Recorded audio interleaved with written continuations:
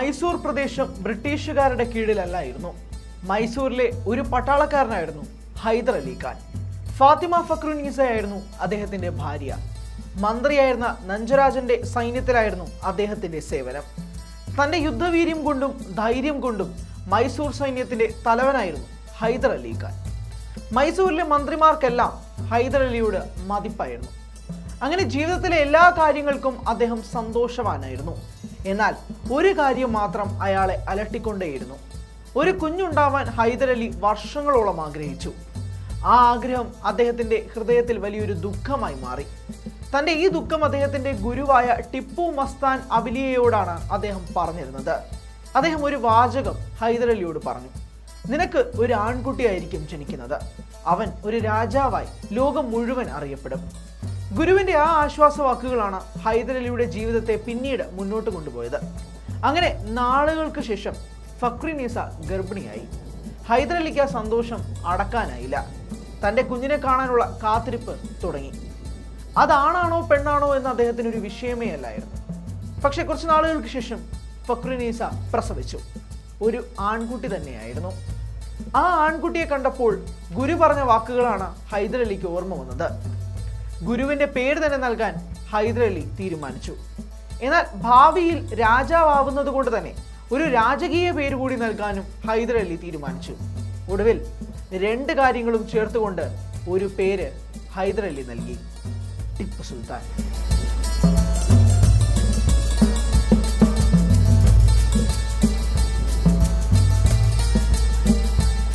ബ്രിട്ടീഷുകാരോട് പടപൊരുതിയ Indian രാജാവ് തന്നെയായിരുന്നു ടിപ്പു. കഴിഞ്ഞ കുറെ വർഷങ്ങളായി കർണാടകയിൽ അദ്ദേഹത്തിന്റെ ജന്മദിനം ആഘോഷപൂർവ്വം ആചരിച്ചു വരികയും ചെയ്തിരുന്നു. എന്നാൽ കഴിഞ്ഞ കൊല്ലം മുതൽ തന്നെ ആ ആഘോഷങ്ങൾ സർക്കാർ ചെലവിൽ വേണ്ട എന്ന് അവർ തീരുമാനിച്ചു.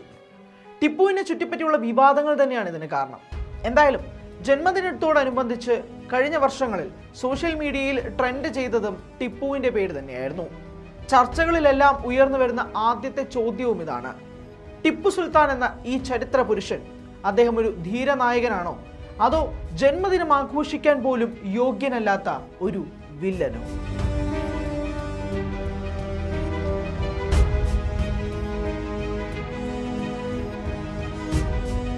ഒരു ദിവസം സിംഹത്തെ പോലെ ജീവിക്കുന്നതാണ് 100 കൊല്ലം കുറുക്കനെ പോലെ ജീവിക്കുന്നതിനേക്കാൾ മഹത്തരമായിട്ടുള്ളത്. സുൽത്താൻ ഫത്തേ അലി ടിപ്പുവിന്റെ പ്രശസ്തമായ വാക്കുകളാണിവ. ടിപ്പു വീരമൃത്യു വരിക്കുന്നതിന് ഏതാനും മിനിറ്റുകൾക്ക് മുമ്പ് പറഞ്ഞ വാക്കുകളും കൂടിയാണിത്. 1750 നവംബർ 20 ഭൂജാതനായ അദ്ദേഹം ബ്രിട്ടീഷ് പട്ടാളവുമായി പോരാടി 1799 മെയ് 4 വീരമൃത്യു വരിക്കുന്നതും വരെ ശരിക്കും സിംഹമായി തന്നെയാണ് ജീവിച്ചത്. മൈസൂറിലെ വ്യാഘ്രം എന്ന പേരിലാണ് അദ്ദേഹം അറിയപ്പെട്ടത്. അദ്ദേഹം ഒരു പണ്ഡിതനും യോദ്ധാവും കവിയും ഗ്രന്ഥകാരനും വ്യവസായ സംരംഭകനും വായനാശീലനുമായിരുന്നു. തന്റെ ജനങ്ങൾക്ക് സേവനം അർപ്പിക്കുന്നതിനായി അദ്ദേഹം അഹോരാത്രം കഠിനാധ്വാനം ചെയ്തു. പുരോഗമന വീക്ഷണങ്ങളുണ്ടായിരുന്ന ടിപ്പു ഫ്രഞ്ച് വിപ്ലവത്തിൽ നിന്ന് ആവേശം ഉൾക്കൊണ്ട് സിറ്റിസൺ എന്ന സ്ഥാനം ഭരിച്ചിരുന്നു. മനുഷ്യസ്നേഹിയായ അദ്ദേഹം വിവാഹം കഴിക്കാൻ പണമില്ലാത്ത യുവതികളുടെ കുടുംബത്തിന് സർക്കാരിൽ നിന്ന് സഹായധനം നൽകിയിരുന്നു. തന്റെ രാജ്യത്ത് നിരവധി റോഡുകളും ജലാശയങ്ങളും അണക്കെട്ടുകളും ഉണ്ടാക്കുകയും തുറമുഖങ്ങൾ ഉണ്ടാക്കുകയും വിദേശ വ്യാപാരം വികസിപ്പിക്കുകയും പാശ്ചാത്യ സാങ്കേതിക വിദ്യ ഉപയോഗിച്ച് വാച്ച് ഫാക്ടറി ആരംഭിക്കുകയും വാണിജ്യ വിളകളടക്കം കാർഷിക മേഖലയെ വളർത്തുകയും ചെയ്ത വികസന നായകൻ തന്നെയായിരുന്നു ടിപ്പു സുൽത്താൻ. ഇന്ത്യൻ മണ്ണിൽ ബ്രിട്ടീഷുകാർ കാലുറപ്പിക്കുന്നുവെന്ന് വ്യക്തമായതോടെ ധീരദേശാഭിമാനിയായ ടിപ്പു ഏത് വിധേനയും ബ്രിട്ടീഷുകാരെ ഇവിടെ നിന്ന് തുരത്തണമെന്ന് ദൃഢവ്രതമെടുത്തു. അദ്ദേഹം തന്റെ പട്ടാളത്തിൽ പുതിയ സാങ്കേതിക വിദ്യ പ്രയോഗിക്കുകയുണ്ടായി. റോക്കറ്റ് പട്ടാള ആക്രമണത്തിന് ലോകത്താദ്യമായി ഉപയോഗിക്കുകയും അതുപയോഗിച്ച് ബ്രിട്ടീഷ് പട്ടാളത്തെ 1ഉം 2ഉം മൈസൂർ യുദ്ധങ്ങളിൽ വിജയകരമായി നേരിടുവാനും അദ്ദേഹത്തിന് സാധിച്ചു. 4ാം മൈസൂർ യുദ്ധത്തിൽ ടിപ്പു കൊല്ലപ്പെടുകയും തുടർന്ന് ഇംഗ്ലീഷുകാർ ഈ റോക്കറ്റുകൾ പിടിച്ചെടുക്കുകയും ഇംഗ്ലണ്ടിൽ അവ പരിഷ്കരിച്ച് ഉപയോഗിക്കുകയും ചെയ്തു. നമ്മുടെ മുൻ രാഷ്ട്രപതിയും ബഹിരാകാശ ഗവേഷകനുമായ APJ അബ്ദുൽ കലാം അമേരിക്ക സന്ദർശനത്തിനെ പറ്റി തന്റെ വിങ്സ് ഓഫ് ഫയർ എന്ന ഗ്രന്ഥത്തിൽ വിവരിക്കുന്നുണ്ട്. അതിനകത്ത് പറയുന്ന വാചകം ഇങ്ങനെയാണ്: എൻ്റെ യാത്രയുടെ അവസാനം ഞാൻ പോയത് കിഴക്കൻ തീരത്തുള്ള വെർജീനിയയിലെ വാലോപ്സ് ദ്വീപിലേക്കാണ്. അവിടെയാണ് നാസയുടെ റോക്കറ്റ് പദ്ധതിയുടെ കേന്ദ്രം. അവിടുത്തെ സ്വീകരണ മുറിയിൽ പ്രാധാന്യത്തോടെ പ്രദർശിപ്പിച്ചിരിക്കുന്ന ഒരു ചിത്രം എൻ്റെ ശ്രദ്ധയിൽപ്പെട്ടു. ഒരു യുദ്ധരംഗമാണ് അതിൽ ചിത്രീകരിച്ചിരിക്കുന്നത്. ചിത്രത്തിന്റെ പശ്ചാത്തലത്തിൽ റോക്കറ്റുകൾ പായുന്നത് എനിക്ക് വ്യക്തമായി കാണാം. നമ്മുടെ നാട് ആ മഹാനായ ഭാരതപുത്രനെ മറന്നുവെങ്കിലും അങ്ങകലെ ഏഴാം കടലിനക്കരെ നാസയുടെ കെട്ടിടത്തിൽ പ്രദർശിപ്പിച്ചിട്ടുള്ള പെയിന്റിങ്ങിൽ ടിപ്പു സുൽത്താന്റെ പട്ടാളം റോക്കറ്റ് ഉപയോഗിച്ച് വിജയകരമായി ബ്രിട്ടീഷ് പട്ടാളത്തിനെതിരെ റോക്കറ്റുകൾ ഉപയോഗിക്കുന്നത് ചിത്രീകരിക്കുന്നതും ഒരു ഇന്ത്യക്കാരനെ മഹാനായി ചിത്രീകരിച്ചതും കണ്ടപ്പോൾ എനിക്ക് സന്തോഷം തോന്നി.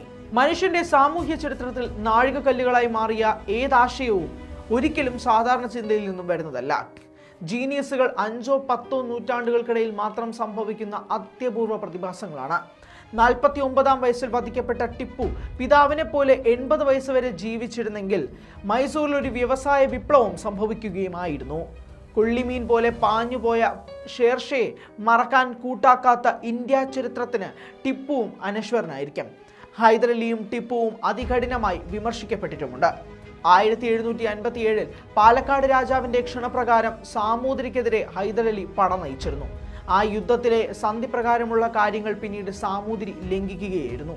അതിനു മുമ്പ് മുസ്ലിങ്ങളും അവിടുത്തെ നായന്മാരും തമ്മിൽ പലപ്പോഴും സംഘർഷങ്ങൾ ഉണ്ടായിട്ടുണ്ട്. ഹൈദറിന്റെ ആക്രമണകാലം മുസ്ലിങ്ങൾ പകരം വീട്ടാനുള്ള അവസരവുമായി എടുത്തിരുന്നു. ടിപ്പു അതിനെയെല്ലാം അടിച്ചമർത്തി നിഷ്പക്ഷമായാണ് ഭരിച്ചിരുന്നത്. മതപരിവർത്തനത്തെ ടിപ്പു പ്രോത്സാഹിപ്പിച്ചിരുന്നു എന്നുള്ളത് വാസ്തവമാണ്. നായർ പടയാളികൾ അവർണരെ വഴിയിൽ കണ്ട് അയിത്തമായാൽ ഉടനെ വധിക്കാം എന്നീ ക്രൂര നിയമങ്ങളും ഒരു നിയന്ത്രണവുമില്ലാതെ നമ്പൂതിരിമായും നായന്മാരായും നായർ സ്ത്രീകളുമായി സംബന്ധനം ചെയ്യുന്നതും ടിപ്പു വിലക്കി. ഇവ കൂടാതെ ഭൂമിയുടെ യഥാർത്ഥ കർഷകർക്ക് നൽകി നികുതി നിശ്ചയിക്കുന്ന സെറ്റിൽമെന്റ് നടപ്പാക്കിയത് കർഷകർക്ക് പ്രോത്സാഹനജനകമാവുകയും കൃഷി അഭിവൃദ്ധിപ്പെടുകയും ഉണ്ടായത്. എന്നാൽ ജാതി ജന്യ കുത്താവകാശങ്ങൾ നഷ്ടപ്പെട്ട സവർണർക്ക് സുൽത്താൻ കഠിന ശത്രുക്കളായി മാറി. അവരുടെ പ്രചരണം തെറ്റായ ചരിത്രമായി മാറുകയാണ് ഉണ്ടായത്. അപ്രകാരമാണ് സുൽത്താൻമാർ മതഭ്രാന്തന്മാരും മർദ്ദകരുമായത്. ചരിത്രം എപ്പോഴും പ്രബലരുടെ കൂടെയാണല്ലോ പോകാറുള്ളതെന്നാണല്ലോ നമ്മൾ പറയാറുള്ളത്. ഹിന്ദു രാജ്യങ്ങളിലെ പട്ടാളക്കാരെല്ലാം സവർണർ മാത്രമാണ്. അപ്പോൾ ആ പട്ടാളത്തെ നേരിടുമ്പോൾ പട്ടാളക്കാരായ സവർണരായിരിക്കുമല്ലോ സ്വാഭാവികമായി കൊല്ലപ്പെടുന്നത്. ഇപ്രകാരം മലബാർ ആക്രമണം ഉണ്ടായപ്പോൾ പട്ടാളക്കാരായ നിരവധി നായന്മാർ മരിച്ചിരുന്നു എന്നുള്ളതും വാസ്തവം തന്നെയാണ്. ടിപ്പു നിരവധി ഭരണപരമായ പരിഷ്കാരങ്ങൾ നടപ്പിലാക്കിയിരുന്നു. പുതിയ നാണയ സമ്പ്രദായം, മൗലൂദി, ചാന്ദ്ര കലണ്ടർ, വ്യവസായത്തെ പ്രോത്സാഹിപ്പിക്കാനുള്ള പുതിയ നടപടികൾ, ഫ്രഞ്ച് സഹകരണത്തോടെ വാച്ച് ഫാക്ടറി, ദേശരക്ഷയിൽ പുതിയ വ്യതിയാനമായ ഇരുമ്പ് കവചമുള്ള റോക്കറ്റുകൾ എന്നിവ ഒക്കെ അവയിൽപ്പെടുന്നുണ്ട്. ബ്രിട്ടീഷുകാർ വല്ലാതെ ഭയപ്പെട്ടിരുന്നു ആ റോക്കറ്റുകൾ. 1-2 മൈസൂർ യുദ്ധങ്ങളിൽ അവരുടെ മുന്നേറ്റത്തെ ഫലപ്രദമായി തടയുവാനും കഴിഞ്ഞിരുന്നു. എപ്രകാരം യുദ്ധം ചെയ്യണമെന്നും അതിനുള്ള ആവേശവും ടിപ്പുവിന് പകർന്നു നൽകിയത് മുഹമ്മദ് ഫലക്കലിയായിരുന്നു. പട്ടാള യുദ്ധതന്ത്രങ്ങൾ പരിശീലിപ്പിച്ചത് ഫ്രഞ്ച് ഓഫീസറായിരുന്നു. ടിപ്പുവിന്റെ നേതൃത്വത്തിൽ മിലിറ്ററി സയൻസ് പഠിക്കാൻ ഒതുങ്ങുന്ന സംവിധാനവും ഉണ്ടായിരുന്നു. അത് ഇന്ത്യയിലെ രാജാക്കന്മാർക്ക് മാതൃകയായിരുന്നു. ചരിത്രകാരനായിരുന്ന ഡോക്ടർ ദുലാരി ഖുറേഷിയുടെ അഭിപ്രായത്തിൽ ടിപ്പു വളരെ ശക്തനായ പോരാളി ആയതുകൊണ്ട് തന്നെ യുദ്ധരംഗത്ത് എവിടെയും പ്രത്യക്ഷപ്പെടാൻ കഴിവുള്ള വ്യക്തിയായിരുന്നു എന്നാണ്. പല രംഗത്തും ഒരേ സമയം യുദ്ധം ചെയ്യുന്നത് പോലെ തോന്നിക്കും വിധം ചടുലത അദ്ദേഹത്തിനുണ്ടായിരുന്നു. 1991 നവംബർ 30 സംഘടിപ്പിച്ച ടിപ്പു സുൽത്താൻ ഷഹീദ് മെമ്മോറിയൽ ലെക്ചറിൽ ബംഗളൂരിൽ സംസാരിക്കുകയായിരുന്നു അദ്ദേഹം പറഞ്ഞത്. ടിപ്പു ലോകത്തെ ആദ്യത്തെ യുദ്ധത്തിന് ഉപയോഗിക്കുന്ന റോക്കറ്റ് കണ്ടുപിടിച്ചുപയോഗിച്ച മഹാനായിരുന്നു. അദ്ദേഹത്തിന്റെ 2 റോക്കറ്റുകൾ ശ്രീരംഗപട്ടണത്ത് നിന്ന് ബ്രിട്ടീഷുകാർ കണ്ടെടുത്തിരുന്നു. അവ ലണ്ടനിലെ റോയൽ മിലിറ്ററി മ്യൂസിയത്തിൽ പ്രദർശനത്തിന് വെച്ചിട്ടുണ്ട്. 1780 ആയപ്പോഴേക്കും കഥ മാറി തുടങ്ങി. ബ്രിട്ടീഷുകാർ ഓരോ പ്രദേശങ്ങൾ പിടിച്ചെടുക്കുവാൻ ആരംഭിച്ചിരുന്നു. സുൽത്താന്റെ കീഴിലുള്ള പ്രദേശങ്ങൾ കയ്യേറി കീഴടക്കുവാൻ അവർ ആരംഭിച്ചു. 2ാം മൈസൂർ യുദ്ധം ഇപ്രകാരമാണ് ആരംഭിച്ചത്. പോളിലൂർ എന്ന സ്ഥലത്ത് വെച്ച് നടന്ന യുദ്ധത്തിൽ ഹൈദരലിയുടെ സൈന്യത്തോട് ബ്രിട്ടീഷ് സൈന്യം ദയനീയമായി പരാജയപ്പെട്ടു. അന്ന് മൈസൂർ റോക്കറ്റുകൾ ബ്രിട്ടീഷ് സൈന്യത്തിന് വലിയ ആഘാതങ്ങളും ഏൽപ്പിച്ചിരുന്നു. ടിപ്പു സുൽത്താനും പിതാവ് ഹൈദരലിയും കൂടി വികസിപ്പിച്ച യുദ്ധതന്ത്രം കാലാൾ സൈന്യ കേന്ദ്രത്തെ ആക്രമിക്കുവാൻ പറ്റിയതായിരുന്നു. ടിപ്പു സുൽത്താൻ ഫത്തുൽ മുജാഹിദീൻ എന്ന ഒരു മിലിറ്ററി ഗ്രന്ഥം എഴുതിയിട്ടുണ്ട്. അതിൽ കുഷൂൺ എന്ന ആർട്ടിലറി ബ്രിഗേഡ് രൂപവൽക്കരിക്കുവാൻ 200 റോക്കറ്റ് ധരിച്ചിട്ടുള്ള പട്ടാളക്കാരുണ്ടാകും. ഇപ്രകാരമുള്ളതാണ് ഒരു കുഷൂൺ. മൈസൂരിന് ഇപ്രകാരമുള്ള 16 മുതൽ 24 കുഷൂണുകൾ ഉണ്ടായിരുന്നു. ഈ റോക്കറ്റുകളും പടക്കങ്ങളും ഉൽപ്പാദിപ്പിക്കുന്ന കേന്ദ്രമായിരുന്നു തരമണ്ടൽപേട്ട്. ഫ്രഞ്ച് സാങ്കേതിക സഹകരണത്തോടെ പുതിയ അളവ് തൂക്കങ്ങൾ ടിപ്പു ഏർപ്പെടുത്തിയിരുന്നു. മൈസൂരിന്റെ സാമ്പത്തിക വളർച്ച 18ാം നൂറ്റാണ്ടിൽ അതിന്റെ മൂർധന്യാവസ്ഥയിലെത്തിയത് ടിപ്പുവിന്റെ തന്നെ ഭരണകാലത്തായിരുന്നു. ഹൈദരലിയോടൊപ്പം സാമ്പത്തിക വളർച്ചയ്ക്കൊരു തീവ്ര പരിപാടി ടിപ്പു വിഭാവനം ചെയ്തിരുന്നു. മൈസൂരിന്റെ സമ്പത്തും സർക്കാർ വരുമാനവും വർദ്ധിപ്പിക്കുവാൻ അദ്ദേഹത്തിന് പരിപാടി കിട്ടിയിരുന്നു. അന്നത്തെ ഇന്ത്യയിലെ തന്നെ ഏറ്റവും വരുമാനമുണ്ടായിരുന്ന ബംഗാൾ സുബയുടെ വരുമാനത്തെ മൈസൂർ കടത്തിവിട്ടിരുന്നു. ഇത് സാധ്യമായത് ഉയർന്ന കാർഷിക വരുമാനവും കൂടാതെ തുണി ഉൽപാദനത്തിൽ വലിയ നേട്ടങ്ങൾ കൈവരിച്ചതിനുമാലായിരുന്നു. മൈസൂരിലെ ജനങ്ങളുടെ ശരാശരി വരുമാനം അന്നത്തെ ഉപജീവന വരുമാനത്തിന്റെ 5 ഇരട്ടിയായി ഉയർന്നു. മൈസൂരിലെ പട്ടു വ്യവസായം ആദ്യമായി ആരംഭിച്ചതും ഇതേ ടിപ്പുവിന്റെ കാലത്ത് തന്നെ. അദ്ദേഹം ഒരു വിദഗ്ധനെ ബംഗാളിലേക്ക് അയക്കുന്നു. അദ്ദേഹം അവിടെ ചെന്ന് സിൽക്ക് കൃഷിയും അത് സംസ്കരിക്കുന്നതും മനസ്സിലാക്കി മൈസൂരിലേക്ക് തിരിച്ചെത്തി പോളിപോളിറ്റൻ സിൽക്ക് ഉൽപ്പാദിപ്പിക്കുന്ന സാങ്കേതിക വിദ്യ അഭ്യസിച്ച് മൈസൂരിൽ നടപ്പിലാക്കി. ടിപ്പുവിന്റെ കാലത്ത് മൈസൂരിൽ അന്ന് ലോകത്തെ ഏറ്റവും ജീവിത നിലവാരമുണ്ടായിരുന്ന ബ്രിട്ടനെ കവച്ചു വെക്കുന്ന കൂലിയും ജീവിത നിലവാരവും ഉണ്ടായിരുന്നു. വ്യക്തിപരമായി തന്നെ എടുക്കുകയാണെങ്കിൽ ടിപ്പു ദിവസേന പ്രാർത്ഥിച്ചിരുന്ന ഈ സ്ഥലത്തെ പള്ളിയിൽ പോയി പ്രാർത്ഥിച്ചിരുന്ന മുസ്ലിമായിരുന്നു. ഒരു മുസ്ലിം ഭരണാധികാരി എന്ന നിലയിൽ അദ്ദേഹത്തിന്റെ ചില നടപടികൾ വിവാദങ്ങൾ ഉണ്ടാക്കിയിട്ടുമുണ്ട്. പൊതുബോധത്തിനനുസരിച്ചുള്ള കാഴ്ചപ്പാട് ടിപ്പു സഹിഷ്ണുതയുള്ള ഭരണാധികാരിയാണ് എന്നാണ് കാണിക്കുന്നത്. ടിപ്പു പതിവായി 156 ഹിന്ദു ക്ഷേത്രങ്ങളിലേക്ക് സംഭാവന നടത്തിയിരുന്നു. അതിൽ സുപ്രസിദ്ധമായ ശ്രീരംഗപട്ടണത്തെ രംഗനാഥസ്വാമി ക്ഷേത്രവും ഉൾപ്പെടുന്നുണ്ട് എന്ന് ചരിത്രം തെളിയിക്കുന്നു. ലോകത്തെ ഏറ്റവും പ്രത്യക്ഷമായ ഒരു രാജസർവാധിപത്യമാണ് മൈസൂർ ഭരണം. സിവിലും സൈനികവുമായ ഡിപ്പാർട്ട്മെന്റുകൾക്കെല്ലാം ഹൈദർ അലിയുടെ മഹാപ്രതിഭയാൽ സംജാതമാക്കപ്പെട്ട കൃത്യവും ക്രമവുമുണ്ട്. ജനനം കൊണ്ട് മാത്രമുള്ള മേന്മകൾ തീർത്തും അനുവദിക്കുകയുമില്ല. നീതിയും ന്യായവും നിഷ്പക്ഷമായി നടത്തപ്പെടുന്നു. താഴ്ന്ന നിലയിൽ നിന്ന് ഉയർന്നു വന്ന പുതിയ ആളുകളുടെ കീഴിലാണ് പ്രാധാന്യമുള്ള വകുപ്പുകളുടെ പ്രവർത്തനം. തന്മൂലം ഭരണത്തിലുണ്ടാക്കി തീർത്തിട്ടുള്ള ഇന്ത്യ ചരിത്രത്തിൽ വേറെ സമാനതകളൊന്നുമില്ല. 1790 ജനുവരിയിൽ സർ ഹെക്ടർ മൺട്രോ ഇംഗ്ലണ്ടിലേക്ക് തൻ്റെ അച്ഛനെഴുതിയ കത്തിലെ ഭാഗമാണ് ഈ വാക്കുകൾ എല്ലാം തന്നെ. ഇംഗ്ലീഷുകാരും മൈസൂർ സുൽത്താൻമാരും കടുത്ത ശത്രുതയിലായിരുന്നപ്പോൾ ഒരു ഇംഗ്ലീഷുകാരൻ ഇപ്രകാരം എഴുതണമെങ്കിൽ അത് സത്യമായിരിക്കാനല്ലേ സാധ്യതയുള്ളൂ. ലഫ്റ്റനന്റ് മൂർണന്റെ വിവരണം പിന്തുണച്ചുകൊണ്ട് മേജർ പ്രസ്താവിക്കുന്നത് ഇപ്രകാരമാണ്: രാജ്യം ജനനിബിഡവും ഭൂമി പരമാവധി വിളയിക്കപ്പെട്ടതുമായി കണ്ടു.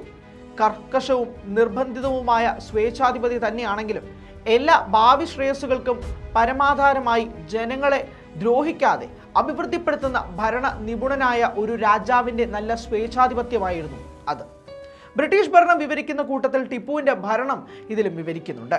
അത് ബ്രിട്ടീഷിൻ്റെ ഡോമിനൻസിനേക്കാൾ മെച്ചമാണെന്നും അത് പ്രത്യേകം തന്നെ പരാമർശിക്കുന്നുണ്ട്. മൈസൂർ ഭരണം ഹൈദർ അലിയുടെ സൃഷ്ടിയാണ്. പാശ്ചാത്യ സമ്പർക്കം സാർവത്രികമായിരുന്ന ആ കാലഘട്ടത്തിൽ വളരെ താഴ്ന്ന നിലയിൽ നിന്ന് ഉയർന്നു വന്ന ഹൈദർ ബ്രിട്ടീഷ് ഭരണരീതികൾ നല്ലതാണെന്ന് മനസ്സിലാക്കിയിരുന്നു. കാലഹരണപ്പെട്ട ആചാരങ്ങളെയും അന്ധവിശ്വാസങ്ങളെയും നിരക്ഷകനെങ്കിലും ഹൈദർ അലി വെറുത്തിരുന്നു. അദ്ദേഹത്തിന് ഒന്നിലധികം കാര്യങ്ങൾ ഒരേ സമയം ചെയ്യുവാൻ സാധിച്ചിരുന്നു. ആ കാലത്തെ ഇന്ത്യയിൽ നികുതി പിരിക്കുന്നതിനപ്പുറമുള്ള ഒരു ഭരണവും ഇന്ത്യയിൽ ഉണ്ടായിരുന്നില്ല. നാട്ടാചാര്യം അനുസരിച്ചുള്ള നീതിന്യായം, ഗ്രാമ്യവ്യവസ്ഥ അനുസരിച്ചുള്ള രാഷ്ട്രീയം, പൊതുവെ സ്മൃതികൾ അനുസരിച്ചുള്ള ഭരണം ഇവയ്ക്കപ്പുറം ഒന്നും പോയിരുന്നില്ല. യുദ്ധമില്ലാത്ത സന്ദർഭങ്ങൾ ചുരുക്കമായിരുന്നു. കയ്യേറ്റവും തിരിച്ചുപിടിക്കലും വളരെ സാധാരണയായിരുന്നു. ആ പശ്ചാത്തലത്തിലും കാര്യക്ഷമമായ റവന്യൂ വകുപ്പും സൈനിക വകുപ്പും രൂപീകരിക്കുവാൻ ഹൈദറിന് സാധിച്ചു. ജീവിതാനുഭവങ്ങളിൽ നിന്ന് പാഠം ഉൾക്കൊള്ളുന്നതിൽ അദ്ദേഹം മിടുക്കനായിരുന്നു. പുതിയ ഉത്തരവാദിത്തങ്ങളിൽ പുതിയ രീതിയിൽ ചെയ്യുന്നതിന് താഴ്ന്ന നിലവാരത്തിൽ നിന്ന് വരുന്നവരാണ് നല്ലതെന്ന് അദ്ദേഹം കണ്ടെത്തി. അത്തരക്കാരെ അദ്ദേഹം നന്നായി പ്രോത്സാഹിപ്പിച്ചു. രാജ്യത്തിന് ഉറപ്പും ഭദ്രതയും വരുത്താൻ അദ്ദേഹം ഭദ്രതയുള്ള കാർഷിക മേഖലയെ വളർത്തിയെടുത്തു. കൃഷിക്കാരുമായി ഗവൺമെന്റ് നേരിട്ട് ബന്ധം സ്ഥാപിച്ചു. കർഷകരെ ചൂഷണം ചെയ്യുന്ന ഇടപ്രഭുക്കളെ വകവരുത്തി. 1782 ഹൈദർ മരിക്കുമ്പോൾ ഈ മികച്ച ഭരണ സംവിധാനം ടിപ്പുവിന് പാരമ്പര്യമായി തന്നെ കിട്ടിയെന്ന് പറയാം. തുടർന്ന് 18 വർഷമാണ് ടിപ്പു അധികാരത്തിലിരുന്നത്. അതിൽ തന്നെ അവസാനത്തെ 7 വർഷം മാത്രമേ ടിപ്പുവിന് ഭരിക്കാനും സാധിച്ചുള്ളൂ. 1780 മുതൽ 4 കൊല്ലവും തുടർന്ന് രണ്ടാം മൈസൂർ യുദ്ധത്തിൽ 2 കൊല്ലവും ടിപ്പുവിന്റെ ഭരണകാലമായിരുന്നു. 4 കൊല്ലത്തെ യുദ്ധക്കെടുതികൾ ടിപ്പുവിന് കൈകാര്യം ചെയ്യേണ്ടി വന്നു. 1786ഓടെ സമാധാനമില്ലാതാകുന്നു. 1787 മുതൽ 4 വർഷം, അതായത് 1790 കഴിഞ്ഞതോടെ 3ാം മൈസൂർ യുദ്ധമാണ്. 1792 അത് അവസാനിക്കുന്നു. പിന്നെ നടന്നത് വലിയ മഹാരാഷ്ട്ര യുദ്ധമായിരുന്നു. ആ 3ാം മൈസൂർ യുദ്ധം അവസാനിക്കുമ്പോൾ പകുതി രാജ്യവും പണമായി രൂപ 3,30,00,000 നഷ്ടമായി. കേരളത്തിലെ ആദ്യത്തെ റോഡ് നിർമ്മാതാവ് മാത്രമല്ല ടിപ്പു. മലബാറിലെ അവസാനത്തെ റോഡ് നിർമ്മാതാവും ടിപ്പു തന്നെയാണെന്നാണ് പറയേണ്ടി വരിക. ലോകൻ ആ റോഡിന്റെ വിവരങ്ങൾ വിവരിച്ചിട്ടുമുണ്ട്. ചേക്കൂർ നിന്ന് കോഴിക്കോട്ടേക്ക് 1, മലപ്പുറത്ത് നിന്ന് താമരശ്ശേരിക്ക്, പെരുന്നിലത്ത് നിന്ന് ഫറോക്ക് വഴി കോഴിക്കോട്ടേക്ക്, ഫറോക്കിൽ നിന്നും ഏറനാട് താലൂക്ക് വഴി കല്ലുപ്പാറ, മങ്കട, പട്ടാമ്പി എന്നിവിടങ്ങളിലൂടെ കോയമ്പത്തൂർക്ക് മറ്റൊന്ന്, പാലക്കാട് നിന്നും ദിണ്ടിഗലിലേക്ക് 1, വെങ്കട്ടകോട്ട നിന്നും അങ്ങാടിപ്പുറം വഴി കോയമ്പത്തൂർക്ക് വേറൊന്ന്, ഇങ്ങനെ 7 റോഡുകൾ തെക്കേ മലബാർ വിഭാഗത്തിൽ തന്നെ എടുത്തു പറയുന്നുണ്ട്. വടക്കേ വിഭാഗവും ഇതുപോലെ തന്നെ റോഡുകൾ കൊണ്ട് നിബിഡമാണ്. ഇതിന്റെ വിശദ വിവരങ്ങൾ കിട്ടാവുന്നതേയുള്ളൂ. 1796 കേണൽ ഡോവ്സൺ റോഡുകളെപ്പറ്റി തയ്യാറാക്കിയ മിനിറ്റ്സിൽ നിന്നാണ് ലോഗന്റെ വിവരങ്ങൾ കിട്ടുന്നത്. ആ രേഖയിൽ റോഡുകളെപ്പറ്റി പൊതുവെ ഇങ്ങനെ അഭിപ്രായപ്പെട്ടിരിക്കുകയാണ്: അദ്ദേഹത്തിന്റെ റോഡുകൾ വളരെ സമർത്ഥമായി പ്ലാൻ ചെയ്യപ്പെട്ടതും പ്രവിശ്യയുടെ എല്ലാ ഭാഗത്തും സ്പർശിക്കുന്നവയുമാണ്. ആ രാജകുമാരന്റെ ശ്രദ്ധയിൽപ്പെടാതെ പോയിട്ടുള്ള റോഡുകൾ കമ്പനി ഏറ്റെടുത്ത് തുടരേണ്ടതാണ്. ഈ റോഡുകളുടെ ഉറപ്പിലും ഗതാഗത യോഗ്യതയിലും ടിപ്പു ശ്രദ്ധാലുവായിരുന്നുവെന്നും ഡോവ്സൺ പറയുന്നു. കമ്പനി ഏറ്റെടുത്തതിന് ശേഷം ഈ റോഡുകൾ ആളുകൾ കയ്യേറി തുടങ്ങിയിട്ടുണ്ട്. പല സ്ഥലത്തും നാട്ടുകാർ അവ നിശേഷം അടച്ചു കെട്ടിക്കളഞ്ഞിരുന്നു. മലബാർ തൻ്റെ രാജ്യത്തിൻ്റെ ഭാഗമാണെന്നും അവിടുത്തെ ഭരണവും അതിൻ്റെ സംരക്ഷണയും തൻ്റെ ചുമതലയാണെന്നും ടിപ്പു കണക്കാക്കിയിരുന്നില്ല എങ്കിൽ ഒരു റോഡ് മുമ്പില്ലാത്ത ഈ രാജ്യത്ത് ഇത്ര ധനവും അധ്വാനവും ഇങ്ങനെ ചെലവഴിക്കുകയില്ലായിരുന്നു. മലബാറിന്റെ ഭരണം വളരെ കാര്യക്ഷമവും പൊതുവെ ആളുകൾക്ക് തൃപ്തികരമായും നടത്തിക്കൊണ്ടിരുന്നുവെന്ന് ഇത് കാണിക്കുന്നുണ്ട്. ചരിത്രകാരനായ സർദാർ പണിക്കരും മറ്റും ഊഹിക്കുന്നത് പോലെ മൈസൂർ ഭരണം നായകന്മാരുമായുള്ള ഒരു നിരന്തര യുദ്ധമായിരുന്നുവെങ്കിൽ ഒരു ഇഞ്ച് റോഡ് പോലും ഇവിടെ ഉണ്ടാകാൻ ന്യായവുമില്ല. സമാധാനവും സമൃദ്ധിയും ഉള്ളപ്പോൾ മാത്രമാണ് ഈ നൂറ്റാണ്ടിൽ പോലും ഭരണകൂടങ്ങൾ പൊതുമരാമത്ത് പണികൾ ആരംഭിക്കുന്നത്. ടിപ്പുവിന്റെ മലബാർ ഭരണത്തിൽ നാട്ടിൽ ഐശ്വര്യവും സമൃദ്ധിയും ഇല്ലായിരുന്നുവെങ്കിൽ, അതിന് തക്ക വരുമാനം ഇല്ലായിരുന്നുവെങ്കിൽ, പുറമെ ആ ഏകാധിപതി പരമയോഗ്യനും അല്ലായിരുന്നെങ്കിൽ ഇന്നും കേരള ഗവൺമെന്റിന് മുതൽ മുടക്കാൻ കഴിയാത്തത്ര വിപുലമായ ഈ പൊതുമരാമത്ത് പണി കേവലം 6 കൊല്ലം കൊണ്ട് എങ്ങനെ നടക്കുമായിരുന്നു എന്നൊരു വലിയ ചോദ്യചിഹ്നം മുമ്പിലുണ്ട്. മലബാറിന്റെ ചരിത്രത്തിൽ ഏറ്റവും ഐശ്വര്യപൂർണമായ കാലമായിരുന്നു ടിപ്പുവിന്റെ ഭരണമെന്നും ചിലർ വ്യാഖ്യാനിക്കുന്നുണ്ട്. കൃഷിക്കാരെ സംബന്ധിച്ചിടത്തോളം ഭൂമിയിലെ അവകാശം ഭദ്രമായി. കൃഷിക്ക് ആവശ്യമുള്ള രാഷ്ട്രീയ സഹായവും കിട്ടി. ഇടപ്രഭുക്കളുടെ വാളുചുഴറ്റലും ഭീഷണിയും ഇല്ലാതായി. എല്ലാം കൊണ്ടും കൃഷിക്ക് അഭിവൃദ്ധി കാലമായിരുന്നു അത്. ഈ റോഡുകൾ സഞ്ചാരയോഗ്യമാക്കുന്നതിനും രാജ്യത്തിന്റെ വിദൂര ഭാഗങ്ങളിലുള്ളവർക്ക് നീണ്ട യാത്രകൾ അവയിലൂടെ സാധ്യമാക്കുന്നതിനും ടിപ്പു പ്രത്യേകം ശ്രദ്ധിച്ചു. തൃത്താളി എന്ന സ്ഥലത്ത് നിന്ന് യാത്രക്കാർക്ക് ഹോട്ടൽ സൗകര്യങ്ങൾ ചെയ്യുന്നതിന് പുറമേ നിന്നും ഹിന്ദുക്കളുടെ ഒരു കോളനി വരെ ടിപ്പു സ്ഥാപിച്ചു. സ്ഥലത്തെ ഹിന്ദുക്കൾക്ക് ഈ കൃത്യം അപമാനിതയായതുകൊണ്ട് തന്നെയാണ് പുറത്തു നിന്ന് ഹിന്ദുക്കളെ വരുത്തിയതെന്നും ബുക്കാനൻ വിവരിക്കുന്നുണ്ട്. മഹാരാഷ്ട്രയിലെ ഒരു ഗവേഷകനായ സർഫറാസ് ഖാൻ ടിപ്പു സുൽത്താന്റെ ഒരു പ്രഖ്യാപനം തന്നെ പുറത്തു കൊണ്ടുവന്നിരുന്നു. അതിൽ ടിപ്പു പ്രഖ്യാപിക്കുന്നത് മത പരിഗണനകൾക്ക് അതീതമായി തന്റെ സാമ്രാജ്യത്തിന്റെ സംരക്ഷണത്തിനായി അന്ത്യശ്വാസം വരെ പോരാടുമെന്ന് തന്നെയാണ്. ടിപ്പു ചെയ്തതും അതുതന്നെയായിരുന്നു. ബ്രിട്ടീഷ് സാമ്രാജ്യത്തോട് സന്ധി ചെയ്ത് അവരുടെ വിനീതദാസനും സാമന്ത രാജാവുമായി ആജീവനാന്തം കഴിയുന്നതിന് പകരം 1799 4ാം മൈസൂർ യുദ്ധത്തിൽ ബ്രിട്ടീഷുകാരോട് പൊരുതി കൊല്ലപ്പെടുകയായിരുന്നു അദ്ദേഹം. രാജഭരണകാലത്തിന്റെ നന്മ തിന്മകളെല്ലാം ഇന്ത്യയിലെ മറ്റുള്ള രാജാക്കന്മാരിൽ ഉള്ളതുപോലെ തന്നെ ടിപ്പു സുൽത്താനിലും ഏറിയും കുറഞ്ഞും ഒക്കെ കണ്ടേക്കും. എല്ലാ രാജാക്കന്മാരെയും പോലെ ടിപ്പുവിനും സ്വന്തം സാമ്രാജ്യം വ്യാപിപ്പിക്കണമെന്നുള്ള അതിയായ മോഹമുണ്ടായിരുന്നു. അതിനുവേണ്ടി നിരവധി യുദ്ധങ്ങളും അദ്ദേഹം നടത്തിയിട്ടുണ്ട്. ബ്രിട്ടീഷുകാർ വന്നപ്പോൾ തൻ്റെ ആത്മാഭിമാനം പണയപ്പെടുത്തി അവർക്കൊപ്പം കൂടാൻ അദ്ദേഹം തയ്യാറായില്ല. അവരോട് പോരാടി ജീവൻ വെടിഞ്ഞ ധീരൻ തന്നെയാണ് അദ്ദേഹം. അതുകൊണ്ട് തന്നെ വർഗീയമായ പ്രീണനകൾ ലക്ഷ്യമിട്ട് സെലക്റ്റീവ് ആയിക്കൊണ്ട് ചരിത്ര സംഭവങ്ങളെ അപഗ്രഥിച്ചുകൊണ്ട് ടിപ്പുവിൻ്റെ അധമവൽക്കരണത്തിന് ചിലപ്പോൾ തിരഞ്ഞെടുപ്പ് രാഷ്ട്രീയത്തിൽ ഉദ്ദേശിക്കുന്ന ഫലം നേടിത്തരും എങ്കിൽ കൂടിയും ചരിത്ര വസ്തുതകൾക്ക് നിരക്കുന്നതല്ല എന്നും കൂടി ആവർത്തിക്കുന്നുണ്ട്. ഓരോ സമയത്തും തിരഞ്ഞെടുപ്പുകൾ വരുമ്പോഴും ടിപ്പുവിൻ്റെ ചരിത്രം ആവർത്തിക്കപ്പെടുന്നതൊക്കെ ഇതുകൊണ്ടൊക്കെ തന്നെയായിരിക്കാം.